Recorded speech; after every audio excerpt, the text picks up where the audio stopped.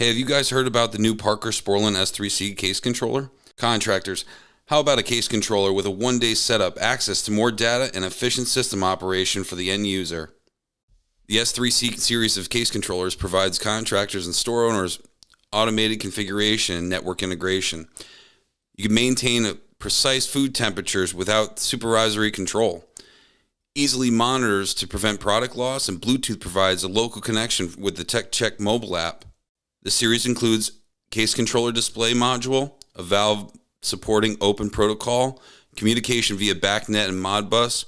Sporlan's mobile app, the TechCheck, allows communication with the S3C case controller to enable proof of work, diagnostic, and data sharing. The S3C communicates with building automation systems and works with Sporlan's SPW series of pulse width modulation valves, also the SSR series of electronic expansion valves.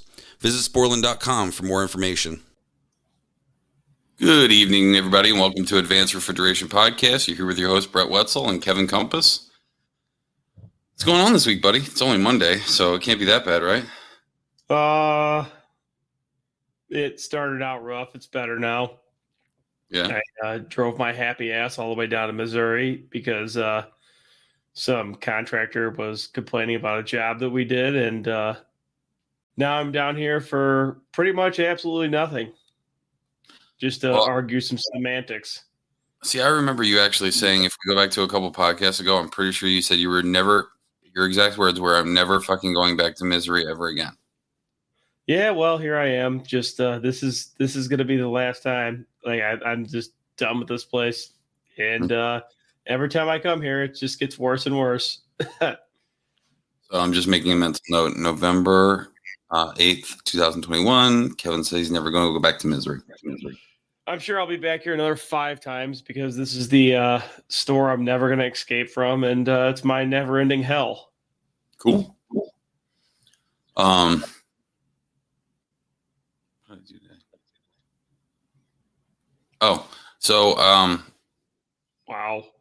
Yeah, no, conference calls. I'm thinking, no. So I've been on the phone all day. So we had some guys actually, so I had to make a quote to basically install all the RDM equipment that I got. And, basically wrote up a schematic, wrote up, a diagram on how everything was going to get put in, IO sheet, so they knew where everything was. But basically, just calling them, make sure they were on the straight and narrow and making sure that they weren't going to overshoot the quote by a lot. And then this afternoon, I got an interesting phone call. So I don't know about you, but I perpetually get hounded by either car warranty people or car insurance people, or because we just refied our house, basically people trying to want us to give us second, third, and 40th opinions. So I had to pick up my oldest daughter from school, and I'm on the way back, and my phone rings, some weird number. I don't know who the hell it is. And I without even whatever, I just picked it up, and I'm like, if you're trying to fucking sell me any kind of car insurance, you're calling about my warranty, I just don't want to talk to you. And he's like, that's interesting. I was trying to get a hold of you for your car insurance. And I'm like, wait, what? And he's like, no, this is so-and-so from Ketotherm. I didn't know what Ketotherm was. I was like, I'm sorry, from where? I'm sorry, I'm not trying to be rude, but I don't know where the hell you're calling from. He's like, it's KE2. I'm like, I just felt like a complete asshole because I basically started yelling at the guy because I was perpetually getting called with all these dumb calls, and he was calling to schedule us to do a podcast together. So yeah, that was my afternoon.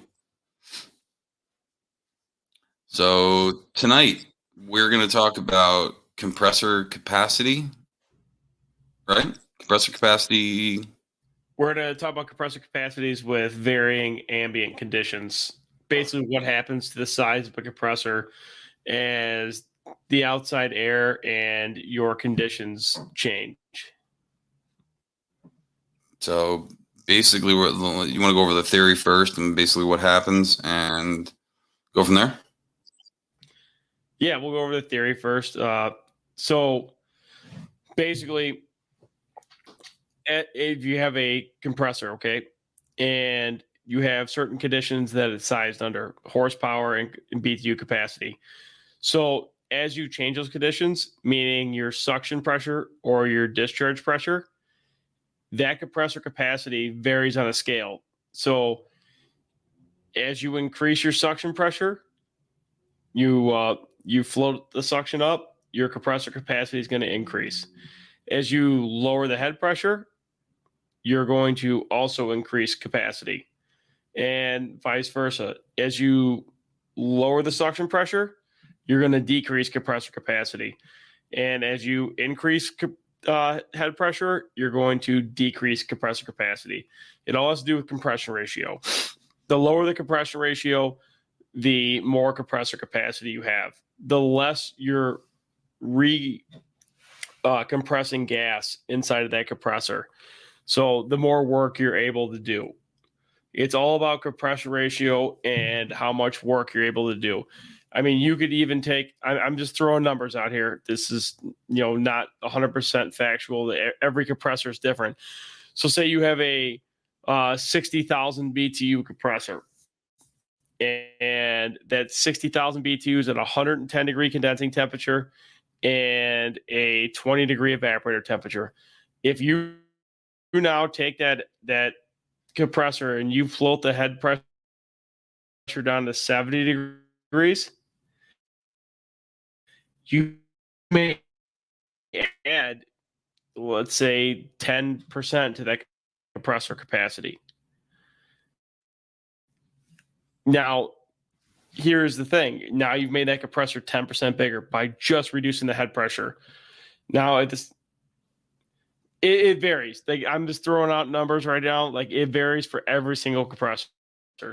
Same thing with increasing. Also, when you're floating the head and doing all that, that's where this increased compressor capacity comes in. And then on all these new condensing units, where they're sizing them for 110, 120 degrees, once your head pressure starts dropping off, now you're going to end up with an oversized compressor, basically. Yeah, so that's why. There, but Example, like you just said, when you go, so in the Texas, right, they got to be able to size it for a killer saturated condensing temperature. So we have to, we do get heats on the roofs where it's 115 degrees, potentially 120 degrees up on the roof. Most single systems have a 20 degree TD on the condenser. So if you're maintaining 100 and 120 degrees outside, that means your saturated condensing temp, basically, your pressure converter is going to be 100 and 140 degrees saturated. And they have to do that in the state of Texas because, like you had just stated before, as you go have a higher compression ratio, you're basically derating the capacity of that compressor. So if we have to size it for 140 degrees saturated condensing temperature, we got to be able to see what's going to happen when we start lowering the head pressure. If you go from 140 degrees saturated all the way down to where most headmasters are currently, about 70 degrees saturated, you'll increase that compressor capacity upwards of anywhere from 28 to like 32%, depending on the compressor. Different factors, but 30% seems to be the ballpark average when you're going from 140 all the way down to 75 degrees saturated. Now with all the new rules with the where they require you to do floating head, typically you're used to 180 pound suction. I'm sorry, 180 pound liquid pressure, regulating on your OROA or your headmaster. Now you'll see 150. See 110. Well, as you stated before, as you decrease your saturated condensing temperature, basically now the capacity of your compressor increases. So if the capacity of your compressor increases, that means it's like having more compressor on there. So basically your suction pressure is going to drop. Now we've had, talks about, what happens to capacity of evaporator coils. And this is where it really, really comes into play. So basically, all evaporators for the most part are sized, any kind of hanging evaporator is typically sized for about a 10 degree TD. So if you're trying to maintain a 30 degree box, you're going to try to maintain about a 20 degree saturated suction in order to achieve that. Now, if the system is sized perfectly and you are getting, 20 degrees saturated when everything is all hunky dory and it's hot, everything's fine. But as you start lowering that head pressure, it's inevitably going to make the suction pressure drop, because now the compressor is a bigger capacity. So instead of potentially running a 10-degree TD, now you're going to run maybe a 20 or 30-degree TD. So basically now that means the suction pressure is dropped low enough in order to still maintain 30. Having a 20-degree TD, that'll take us down to basically 10 degrees saturated suction temperature. When you do that, because all the engineering sheets are basically giving you the sizing, so any model number you see on an evaporator, if you see WKE 120, it's a low profile electric defrost, 12,000 BTUs at a 10-degree TD.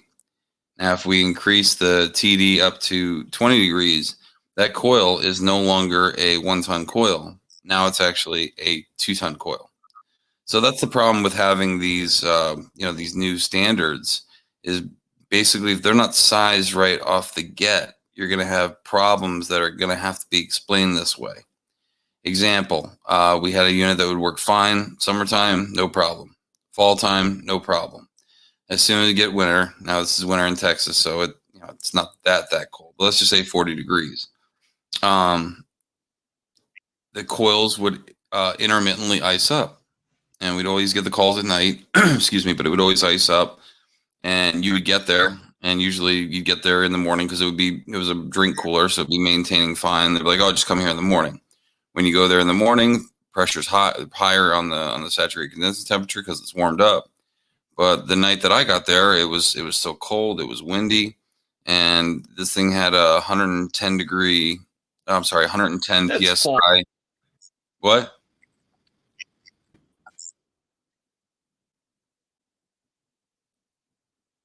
Oh, 110 degree. Didn't say anything. Oh, 110 degree saturated suction temperature. So I'm sorry, 110 degree saturated condensing temperature. So this was raising the compressor capacity so much that the suction was, I think, actually 30 pounds lower than what the valve, than what the capacity of the coil was. So where it would be a 1-ton coil typically, now it's basically a 3-ton coil, and the expansion valve isn't going to change size. They use electronic expansion valves, so the hope is that you have a larger capacity swing, instead of having just a regular smaller valve. But you can have the thing running with a full sight glass. Besides the TD being off, and besides the suction pressure being lower than normal, you'll see the superheat running 15, 16, 20 degrees, all because of the capacity just changing because of the pressures. And the way you can basically prove this is raise the head pressure by either shutting off the fans, or if they're already off, put something in front of the fan to try to keep that heat in. Sometimes you can wrap the condensing unit in some plastic wrap to keep the heat coming off the unit in there. And you'll see that the superheat will start to come back down towards set point, because now you're raising your head pressure back up, which is now going to raise your suction pressure back up, which then in turn is going to be making the expansion valve size properly for the coil that it's attached to. I know Kevin's had a lot of experience with this. I had diagnosed one about a year and a half ago, and I guess the customer thought later that they were going to do it, and they ended up, we had to put some kind of suction capacity on there, either whether it be unloaders, digital unloaders. Some manufacturers are doing tandem compressors, basically almost like a train, where they're basically, adjusting the secondary pressure switch to make that a second compressor shut off and on. But once again, you have all the problems with that: oil return, oil equalization. There's just a whole list of issues that can go wrong. But like I said, it's very important with the new specs and the new standard. You can't just, if you have a evaporator in there, you can't just toss in, condensing unit. Let's just say the condensing unit is just bad. You can't just toss in that one condensing unit and be done with it. You basically have to, work off the capacities that were given from the manufacturer and the actual capacity for the for the condensing unit.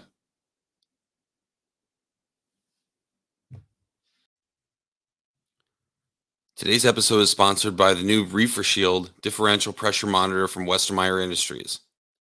When the filter element of your coalescing oil separator is contaminated, it can hurt your system's performance and efficiency. But how do you know when it's time to replace that filter? Wait too long to replace and you could end up with a nasty filter blowout. But replacing too often can be a waste of time and money. The answer is installing a differential pressure monitor.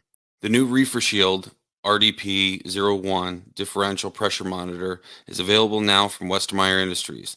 To find out more information, email sales@westermeyerind.com. That's sales@westermeyerind.com. And you're back. Yeah, it was weird. Like StreamYard just shut down and said no DNS available. So when I looked at you funny before, I thought I heard someone say, "What the fuck are you doing?" Really? Yeah.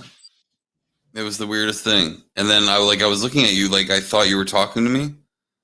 And you're like, I have no idea. No, I don't know. It got real weird. It said like no DNS available, and like just went blank. And then Google couldn't reach the server. Yeah, it's a government. All right, so let's pick off where we left off. So basically, back to this compressor capacity issue. Where this comes into play to be more of an issue, like Brett was saying, is on single units. It is definitely an issue on racks. We'll go over that in a minute. But we have a lot more control over it on a rack than we do on a single unit. So this is where on these single units, it is imperative that you do not fudge and oversize these condensing units. You do not want to oversize these condensing units pretty much at all. You want to try to get them as close to that evaporator saturated suction temperature BTUs at that TD. You want to try to make a match set. That's why it's imperative now to not just change out a condensing unit, but to also get the evaporator too. Because a lot of contractors are leaving old evaporators in there and they're not off. They're off. Say they oversize a condenser by, say, 4,000 or 5,000 BTUs in the summertime. It's not a lot. It doesn't seem like a lot at all. It's, it gives you a little bit extra pull down, but that 4,000 or 5,000 BTUs may turn into 15,000 BTUs come wintertime. And that's enough to throw off your TD on your coil. So, I mean, that's where this whole issue comes in. And now you have an oversized compressor lowering your saturated suction temperature. Now you have icing issues. And you have all kinds of evaporator issues. So there is a few ways around this. Obviously, number one is, saying screw the government and raising the head pressure back up, which I don't agree with, because you're ended up costing your customer a bunch of money. I mean, the floating head pressure is a great thing. We all just need to learn to adapt to it and learn how to resize these compressors the proper way. And as things progress, you're going to start seeing a lot more variable speed stuff and unloading stuff. These variable speed scrolls are coming hard and fast, and you're going to start seeing more and more variable speed stuff and digital. Like, we've been doing a lot of I'm pretty sure a semi just wrecked out there, but I'm like right off the highway. Yeah. So you're going to start seeing a lot of we're doing a lot of Copeland X-Line stuff, and those Copeland X-Line units with the XCM25D controllers in them, those things have the ability to run a digital scroll or a digital discus right out of the box. So, I mean, you're going to start seeing those things. You could order those X-Line units with a digital scroll in it to control capacity. So you're going to start seeing that option a lot more as the price on digitals come down, because we now needed a way to control the capacity when we're floating ahead like this. So, and then it's just an additional energy savings. So you have that. Unloading is going to be your best bet. Or there is hot gas bypass with liquid injection. I mean, this is not energy efficient at all, but it will keep the saturated suction temperature up enough where it's not going to cause issues. And I mean, that's more of a last ditch effort, is doing hot gas bypass, variable speed, or a digital, or unloading. And another thing like that needs to be thought about with this, if you're using a system with an oil separator, that has to be put into account when you're with this oversized compressor. So all this stuff just needs to be looked at when you're especially matching up single units. I've seen a lot of contractors here lately that'll take a say a 10-year-old walk in and the compressor dies on the roof, condenser coil shot. You know what?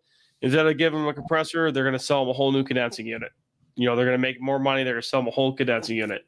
Well, they put the condensing unit in, they leave the evaporator. Okay, now you're doing everybody a disservice. You're doing the customer a disservice. You're doing yourself a disservice, because now that evaporator is not going to be close. You'll get it kind of close, but it's not going to be close. And then that new condensing unit is going to come in there with a 70-degree saturated condensing temperature, 60-degree saturated condensing temperature headmaster in there, depending on what it is. And you're going to have all kinds of issues with that evaporator. You need to at least be using balance port valves and electronic too. I mean, electronics, the best way to do it, because I mean, you can run that head pressure all the way down to the lowest delta P you can, and you'll still be okay. So that's one thing to consider. Now, when it comes to a rack application, it isn't much of an issue. We're using it as to our advantage in a rack application. So in that rack application, when we increase that compressor capacity, when we lower that head pressure lower that head pressure and then raise that suction, we start to end up doing more work with the same compressor. So say we have like a 5 horse, a 10 horse, and a 10 horse. We'll say that 5 horse, say we only need 7.5 horse of load. Well, that 5 horse isn't going to be able to do it. That 10 horse is going to be cycling on and off like crazy. Well, as we hit this weird winter area, we may be able to run that rack, on that 5 horse with the increased capacity. Say now it's a 7.5 or an 8 horse. So now that increased capacity, we're able to run that smaller compressor and cut down on our cycle counts. I mean, now there's a lot of stuff that goes into this. I mean, you got to have your balanced defrost schedules and everything like that. And I mean, unloading helps. And the fact that we have the ability to shed compressors, helps. But I mean, it has a dramatic effect on your compressor sizing. So another thing to keep in mind, like today I ran into with a contractor today, we were going through some stuff, and, I had programmed all the compressor capacities, off the design sheet. And this rack was designed for 115 degrees saturated condensing and a 15 degree evaporator temp. We're running like a 22 plus 22 degree evaporator temp. And we're running today we were running 65 degree saturated condensing temperature. So, I mean, we're running super low head. Well, he punched the numbers into the Bitzer best application, and the compressors were like 15,000 BTUs bigger than what I had them.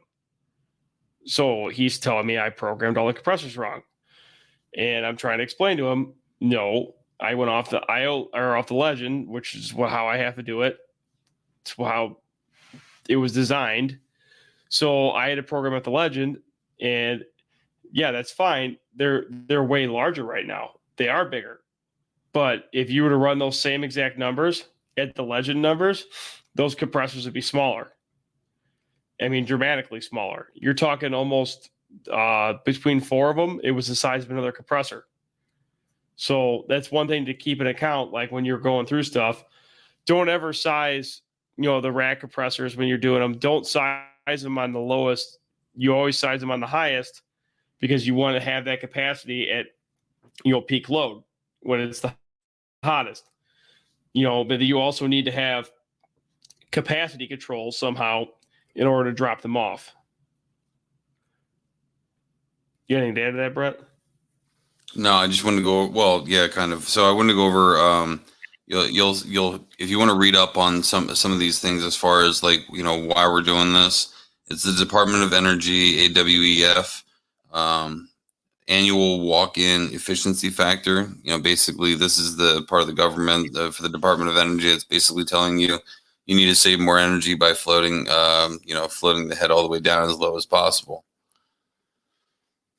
And then, like I said, all the newer stuff you'll see, has, typically has electronic expansion valves, because it has such a wide range.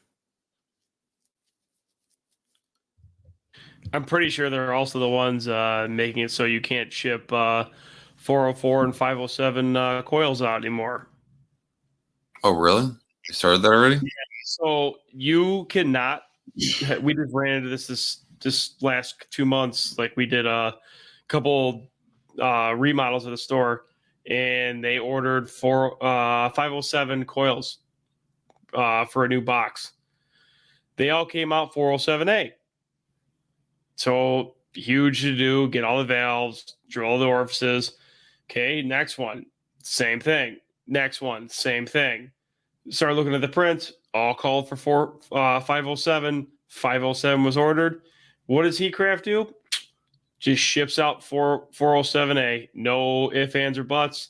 Just, they know they're sending out the wrong parts. They know they're sending out the wrong orifices. They can't send anything else out. So you now have to request a coil that is not built. No orifices, nothing. Unless you want to take it all back apart again and drill it all out, or change the orifices, or just change the valve for no damn reason. That doesn't sound fun. No, it's actually pretty ignorant, to be honest to you.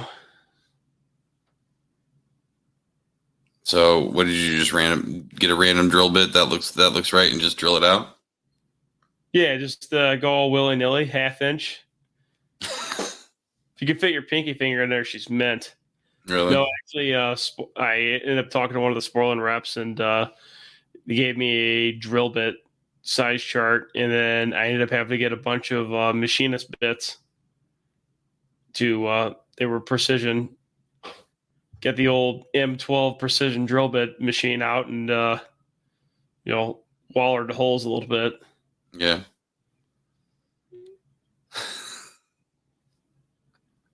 So they have, if you guys never ever noticed, Hill Phoenix actually, since we're talking about distributors, they actually size, those when they size the distributor and they build them up, they're painted a different color. One color represents one size and so on and so forth. I'll put that list up. I have it somewhere on the list of the computer junk, but I'll put it up there. So basically you can tell, basically what size nozzle is in there just by looking at the color paint on the, that they paint the distributor. Whether it's the right one that's put in there, that's going to be the fun part. Allegedly. I had somebody tell me that with a pump also the other day. Just because you put right on there with Sharpie doesn't mean anything. What happens if it's magic? Will it start shrinking it? No, but if it's a Milwaukee ink saw, then glycol apparently doesn't dilute that. So, wait, what? Say it again. I said if it's a Milwaukee ink saw marker, apparently glycol does not dilute that. Cool.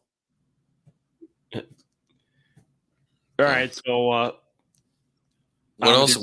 What else have you seen with the new standards? Anything else besides the capacity issues that we've been talking about?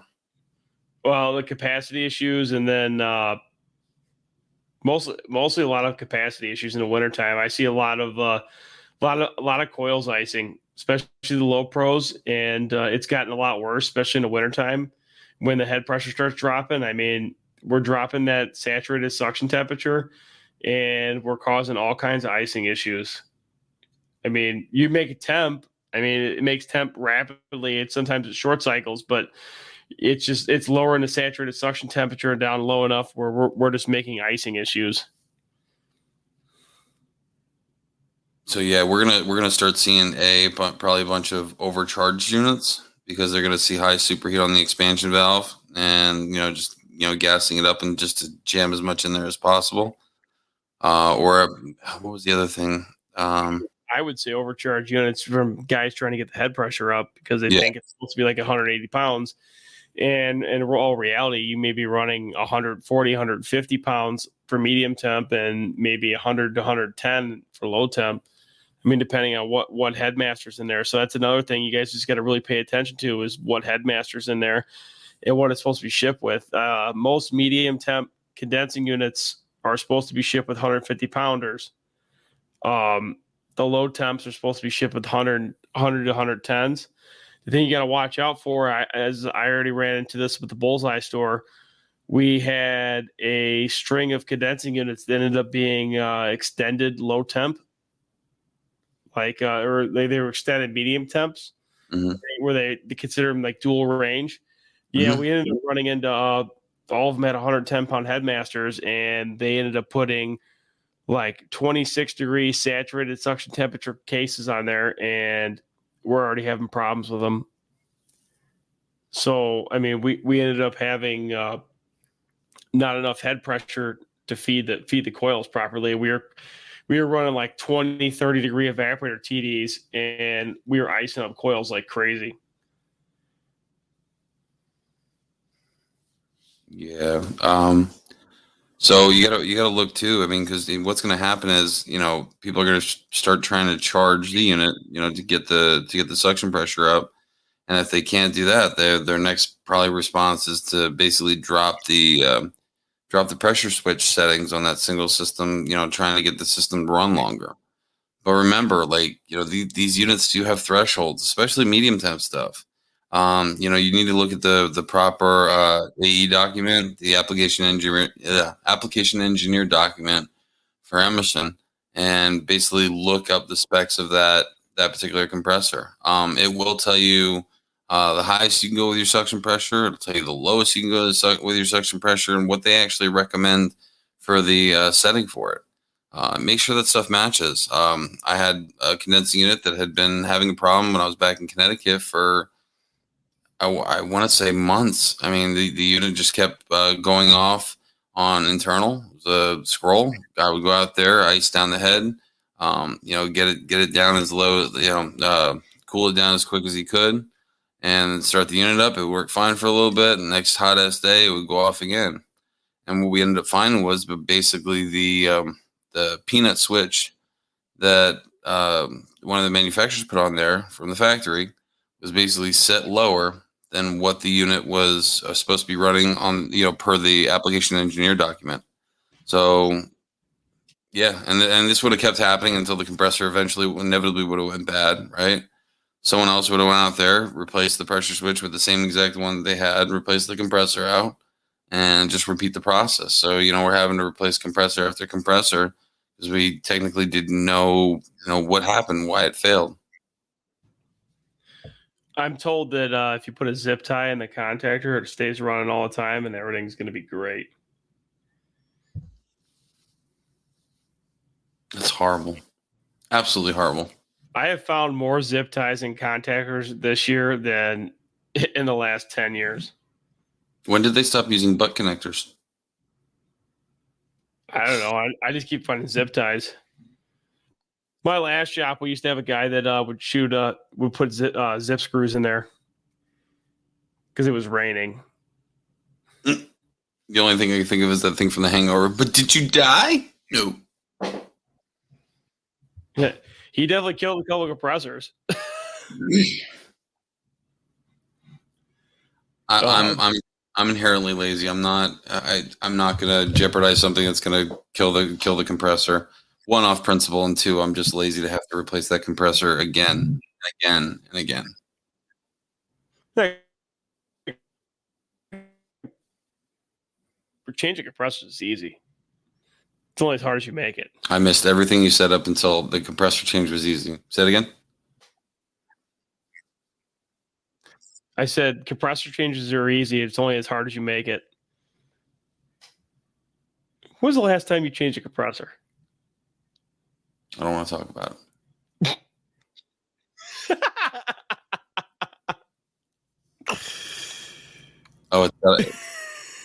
I definitely don't want to talk about it. I definitely don't want to talk about it. Next, no, we're not going to go there.